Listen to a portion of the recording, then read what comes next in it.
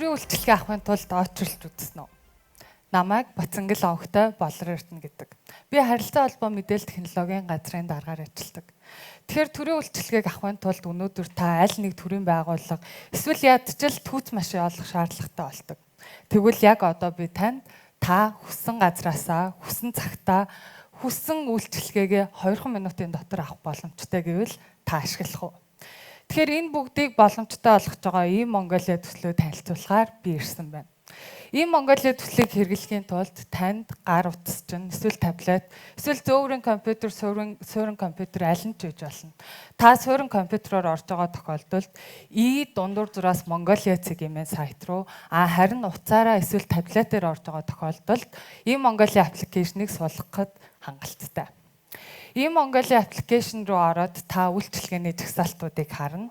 Тэгвэл бид нэр таны амьдралд хамгийн хэлбэр байдлаар үйлчлэгээнүүдээ багтсан байгаа.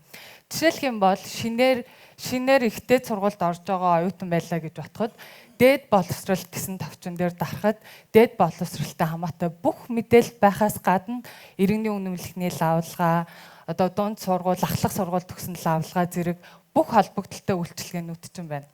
Яг үүнтэй адилханаар шинээр орон сууц авах, шинэ гэр бүлтэй болох, компани байгуулах ч гэсэн үйлчлэгээнүүд багцлаад орсон байгаа. Тэгэхээр эхлээд хамтдаа систем рүүгээ нэвтэрч үзье. Нэвтрэхийн тулд та эхлээд бүртгүүлэх хэрэгтэй. Бүртгэлийн системийг бид иргэдийнхаа мэдээллийг хамгаалахын тулд хамгийн аюулгүй гэсэн системүүдийг оруулсан байгаа. Бүртгүүлэхдээ та регистрийн дугаараа оруулаад, утасны дугаараа оруулаад, утсан дээрээ ирсэн нууц дугаарыг систем рүү оруулж бүртгүүлнэ. Үүний дараа систем рүүгээ нэвтрэх хэрэгтэй болно. Нэвтрэхдээ та бүртгэлтэй утасны дугаараараа эсвэл бидний банкн дээр ашигладаг e-token төхөөрөмжөөр эсвэл альч банкны нэвтрэх системээр нэвтрэх боломжтой. Тэгэхээр өнөөдрийн байдлаар Монгол улсын хамгийн түгээмэл үйлчлэгээ бол иргэний үнэмлэхээ алдаж гээж өргөдүүлсэн тохиолдолд дахиж авах үйлчлэгээ байдаг. Энэ үйлчлэгээг хамтдаа аваад үзье. Систем рүүгээ ороход та үйлчлэгээгээ жагсаалтаар нь харж болно.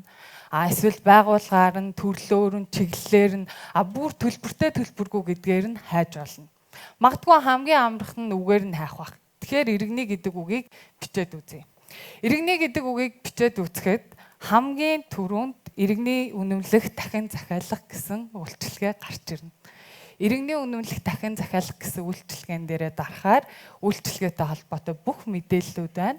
Мэдээллээс гадна та яагаад иргэний үнэмлэхээ хайж гэж өргөдүүлсэн тухай өргөдлийн маягтыг бүглэх хэрэгтэй.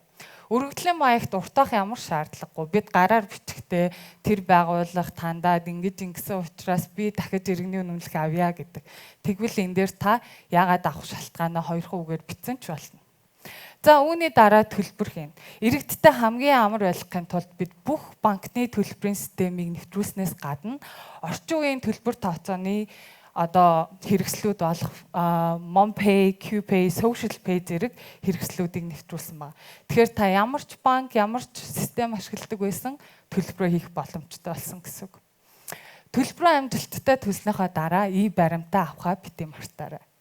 Үүний дараа та маягтаа эсвэл лавлгаагаа утас руугаа хадгалаад авч болно, хэвлээд авч болно, эсвэл өөр луг имэйлээр явуулсан ч болно. Зарим лавлгааны хувьд 3 сар хүчинтэй учраас магадгүй хадгалж авсан дээр баг. Тэгэхээр эргээд санаа л да. Ийм Монголиа гарахаас өмнө бид төрийн үйлчлэгээ ямар байсныг өглөө та гэрээсээ гарна, хувийн унаагаараа эсвэл олон нийтийн тээврээр үйлчлүүлээд аль нэг төрийн байгууллага руу очих шаардлагатай болно. Ихэвчлэн ажлын өдөр ажлын цагаар хамгийн багадаа 20-40 минутыг замын төвчөнд зарцуулна.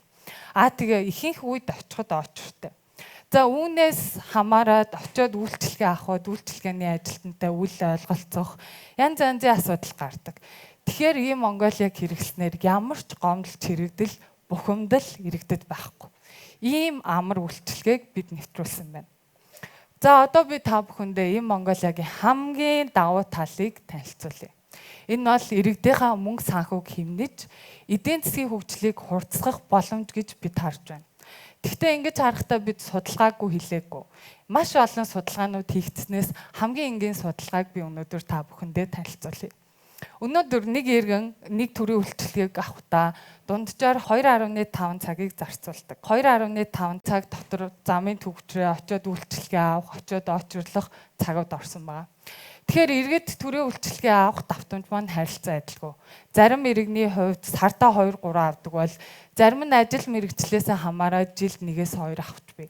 Тэгвэл дундажлаад нэг иргэн 6 үйлчлэгээ авдаг гэж бодоход иргэд маань төрийн үйлчлэгээ авахын тулд жилд 15 цаг буюу бүхэл бүтэн ажлын 2 хоногийг зарцуулдаг байна. Тэгвэл энэ юу гэсэн үг юм бэ? Өнөөдөр Монгол улсад нэг өдөрт 7580 иргэн үйлчлэгээ авдаг. 7580. Тэгвэл 2.5 цагийг зарцуулаад 7580 иргэн үйлчлэгээ авахд нийтдээ 18950 цагийг Монгол иргэд үйлчлэгээ авахд зарцуулдаг байна. Тэгвэл цаг бол мөнгө гэж бид ярьдаг. Мөнгөнд үгээр хөрвүүлээд үзэл. Өнөөдөр Монгол улсын иргэдийн маань цалин хөлс харилцан адилгүй. Хөдөлмөрийн доод хөлс 420 мянга байгаа ч гэсэн дундад цалин 2 сая, 3 сая, бүр 4 сая ч авдаг иргэд зөндөө. Тэгэхээр дундажлаад магадгүй нэг иргэн 1.2 сая төгрөгийн цалинтай гэж бодох юм бол нэг цагийн хөлс нь 6800 төгрөг. 6800 төгрөг нэг цагийн хөлс гэхэд ер нь бол харьцангуй бага. Үүнийг 7580 цагаар үржүүлэхэд бид e-Mongolia системийг ашигласнаар иргэдийнхээ халааснаас 123 сая төгрөгийг хэмнэх боломжтой. Тэгэхээр та бүхэн жилд хэдэн ажлын хоног байгааг надаар хэлүүлдэггүй мэдчихэж байгаа. Жилд байгаа ажлын хоногийг 123 сая төгрөгөөр үржүүлэхэд ямар тоо гарахыг та бас надаар хэлүүлдэггүй мэдчихэж байгаа. Тэгэхээр хамгийн наад захын жишээ бол өдөр бүр бид 123 сая төгрөгийг хэмнэх боломжтой болж байгаа. Үүгээрч зогсохгүй e-Mongolia төсөл маань яг өнөөдрийн байдлаар Монгол улсын насанд хүрсэн иргэдэд үйлчлэгээ үзүүлэхэд бэлэн болсон байгаа. Эдгээр иргэд маань Монгол улсын 21 аймгийн 330 сумын хаанаас ч энэ үйлчлэгийг авах боломжтой болж байгаа. Үүгээрч зогсохгүй би та бүхэндээ нэг сонирхолтой юмыг хэлье. Өнөөдөр та уцаар үйлчлэгээ авч байгаа ч гэсэн заавал одоо уцаараа хандах шаардлагатай. Тэгвэл бид хиймэл оюун ухааны технологиг ашиглаад та төрийн үйлчлэгийг хандаж авдаг биш, харин төрийн үйлчлэгээ таныг хөөж очдог үйлчлэгийг нэвтрүүлэхийн тулд ажиллаж байна. Тухайлах юм бол миний гадаад паспортны хугацаа дуусчихлаа. Надад бол ийм жишээ зөндөл байсан. Гадаад паспортны хугацаа дуусч байгаа мэдгүй визэнд өнгөт буцаад ирдэг. Эсвэл бүр гадаад паспортны хугацаагаа дуусч байгаа мэдгүй нисэгч явж байсан тохиолдол бий. Тэгэхээр надад 1-6 сарын өмнө виз мэдүүлэхээс өмнө мэдээлэл ирнэ. Тэр мэдээлэл таны гадаад паспортны хугацаа дуусч байна. Та сунгах уу? Та дахиад захиалга хийх үү гэсэн мэдээлэл ирнэ. Энэ мэдээлэл дээр та тийм гэсэн товчийг дарахад таны захиалга аль хэдийнэ хийгдсэн байх болно. Ийм их боломжийг e-Mongolia төслөөрөө бид олгож байна.